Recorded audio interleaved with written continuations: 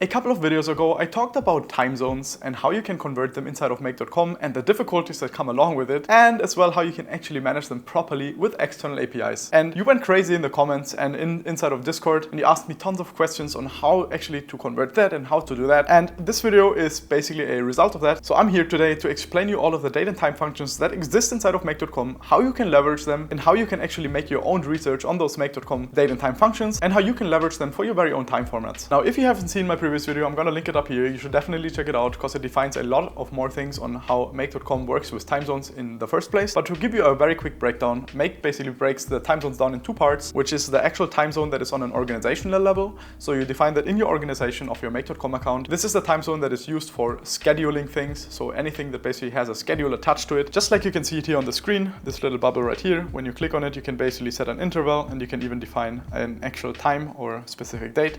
And this date is then basically always adjusted depending on the time zone that your organizational level is set in. The second part of the time zone setup is inside of your actual user account. So you can also define a time zone for your user, which means that if your organization is in the US, but you're working from Asia, you can adjust your time zone to be displayed in the Asian time, which means that even the schedules that are set up, they still depend on the US time zone, but they will be displayed in your time zone so that it's easier for you to manage those time zones. I've talked in my previous video a lot about why this is good and why this is bad, so I'm not gonna go into that. So today's video is literally just about telling you more about the actual functions and how you can leverage them for your very own Make.com scenarios. So to get started, we're gonna just add a demo module. I'm gonna add the tools with set multiple variables, because we can define a couple of variables here that we can test. And when we click now into a variable value field, you can see the dynamic pop-up, and over here you see this little part or this little icon, which is a calendar. Clicking on it, you can also see that we have a full calendar available, and we also have variables and a couple of functions down here. So I'm gonna go over this part, and this whole part is literally the whole focus of this video to give you an understanding on how it works and how you can leverage it. So as up here, it is literally just a standard calendar where you can select a static time. And what I mean by static time is we're just gonna click it right here. You can see it basically added the time as kind of a timestamp with the time and with the AM PM definition right here. I'm just gonna call that static time for now. And you will see as well, you can see that it's the 13th of June 2024 at 11:22. Click OK. And when I run this whole scenario now, and we click up here, you can now see that it's the exact same time that comes over in as the result as inside of the variable. So there's no change to it, which means it is literally just a static text and it is not manipulated in any way. Now let's do the next part. In the next part, when we click back onto the date and time function, we have the timestamp, which is a very interesting one because that is actually a numeric timestamp. So it's basically a big number that is based on seconds from a given starting point until now. And this just defines that exact moment right in the time, which is kind of like a timestamp, but more in a technical way. So you will probably not be able to read it that easily, but I'm telling you also why it is important to have and how we're gonna leverage it. But first I'm gonna show it to you. So I'm just gonna call that variable timestamp. You're gonna click OK. We're gonna run this whole thing again. And as you can see now, we have a timestamp right here, which is literally just numbers. So this translates to a specific date, and you can do that directly inside of Make.com by formatting it back to a date, or you can even use some other tools online. We just search for timestamp to date, as you can see here. And then we just click on epoch converter. Basically everyone can do that. We're gonna paste our timestamp right here, and then you can see the exact same time that was defined, which is now 22nd of June 2024, 7:24. And that's interesting because now we search for the GMT, and the timestamp is actually always defined in UTC, which is another thing I mentioned in my previous video. But inside of Make.com and mostly any kind of technological thing, we are using the Coordinated Universal Time Zone, which is UTC. So UTC is basically managed in the backend to kind of unify all the time zones, so we can just work and branch them out to custom time zones whenever we need it, right? So we have a generalized setup of the time zone so that we have always something to work within all of our tech stack. So this is this time zone, very important to mention. And the good thing is that you can manipulate it. So let's, for example, say we want to add another day. So we would probably do some calculations. We'd probably say something like, okay, we have 60 seconds in 1 hour, 60 minutes. And then we have 24 of those. So we have 86,400 seconds in a day, right? So what I would do now is basically I would just go into here. And now I can, for example, set with a math calculator, which is right here. I can just add this whole number to it, which now basically adds a whole another hour on top of this timestamp.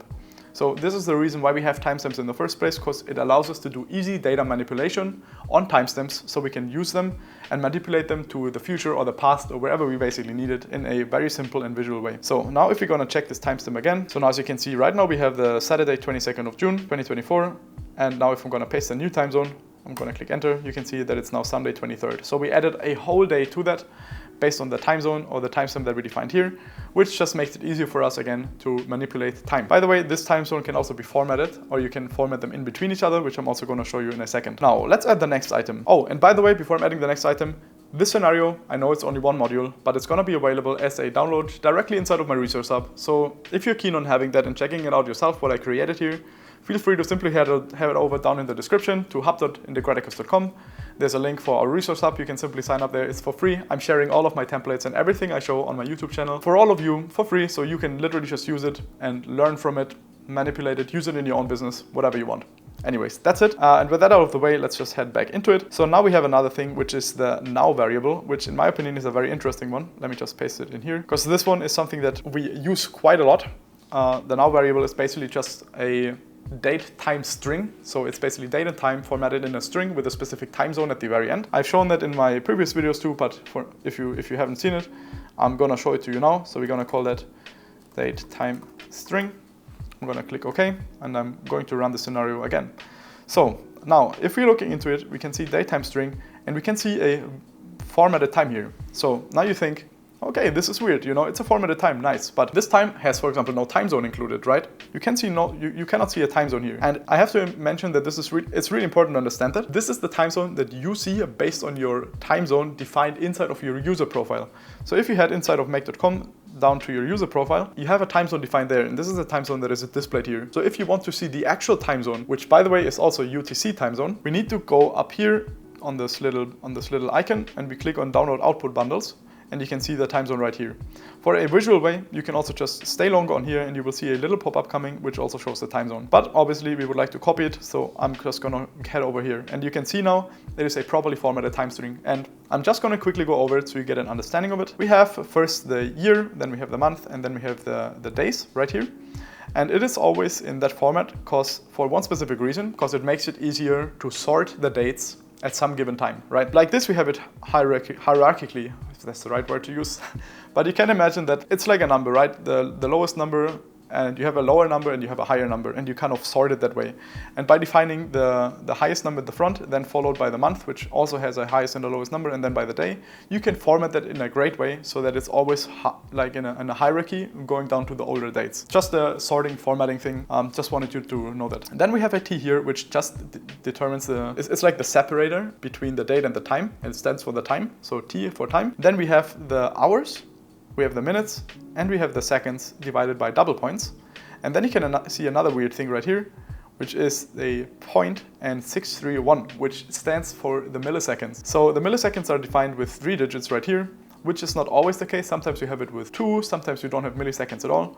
But you always have the Z at the end for a proper date time stamp, or date and time string. The Z in that case stands for Zulu, which is just another area or another location inside of the UTC time zone.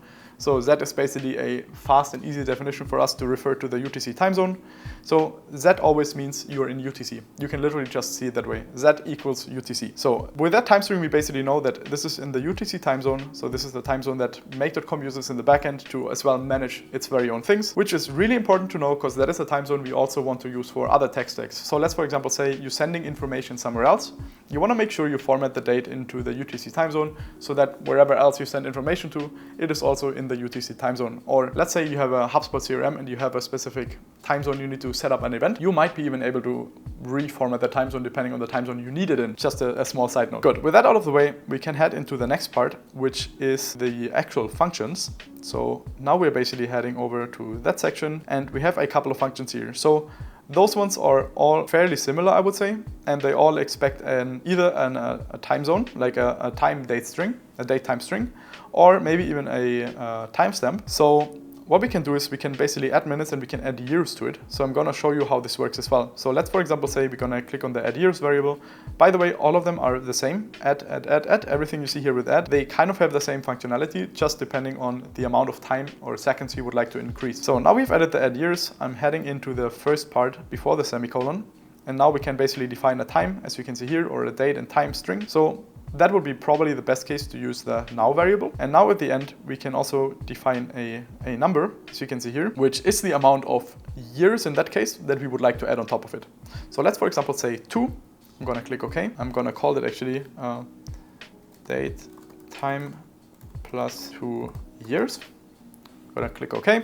I'm gonna run the scenario. And now if we look into the time string, you can see that we are talking about 2026. So it's basically 2 years in the future. And we just did that by literally just using the add years function. This is one way. You obviously could do it this way as well by just calculating the amount of seconds on a timestamp and then using a parse date function to convert it. But obviously this is the smarter and neater way. It's easier to see and easier to understand and for you to manipulate as well. But I just wanted to mention it because there are multiple ways that bring you to your goal, depending on whatever works best for you. All right, then we're gonna add another item. We head back into the date functions, and down here you can see a couple of more, which says set seconds, set minutes, set hour, and set day, set date, and set month. So there are actually a couple of them, and all of them do a very similar thing. Instead of adding something on top, they set it to a predefined year, for example. And it also gets a date time string as an input. So we're just gonna use that same thing, and we're just gonna call that set to 2028, for example. So in our case, we would like to, for example, say we're gonna set our year inside of a time string to 2028. So what we would do now is I'll basically just select the now variable, and here for the number, I'm gonna set it to 2028. Click OK. And now if I run that, you will see that the time is basically set to the year 2028, as seen here. So in that case, we basically didn't add anything on top. We literally just defined it statically, so it will always be 2028. This is just something neat if you want to generalize data, or let's say you want to synchronize it with something else. You want to strip things away. All of those things are possible. There are other ways that you can use for set as well. You can, for example, use the next function I'm going to show you, which is the format date function. So for that, we're just going to add another item down here, and I'm going to click in the variable value field. I'm going to go here, and you can see the format date function. So the format date function is just an output, basically. You basically change the output of the string so that it is formatted in a different way than the timestamp that we have just defined in Zulu or in the UTC time zone. So I'm just going to show you that here. I'm just going to add this now variable with the date time string again. And now at the end here, we can basically set a format, as you can see here, and we can even define a time zone. So by default, I assume no one of you remembers the exact notations of the make.com setup. So in that case, what we would do is we'll probably just head over to their documentation, and you can see in the date and time functions, they have a format date definition, which is basically whatever this format date does. You can read through that right here. What is important for me right now is that we basically can format it. So here's an example, which we can even use, and I'm going to do that. But you also have the tokens for date-time formatting right here, which is really important if you want to granularly break it down to a specific format that you require for your endpoints. So as you can see here, we have a lot of different tokens, and those are the tokens. Those are the ones we can basically use directly in that format string so that we can format the date in a given format. So here as well, we can January, February, November. This is a nice one. We can also try week and years, hours and minutes. So you have tons of definitions here to format the date in different ways. And we can leverage that directly within here. So now I'm just going to paste what I basically had from the example right here, which is this one. And now at the end, just to show you that we can also customize it, I'm also going to add A for the AM PM definition. And I'm also going to add the actual month name, which is represented as 4 M's. Okay, so now I'm going to say customize date time string format. So in that case, it's literally just as an example. So you see how it works.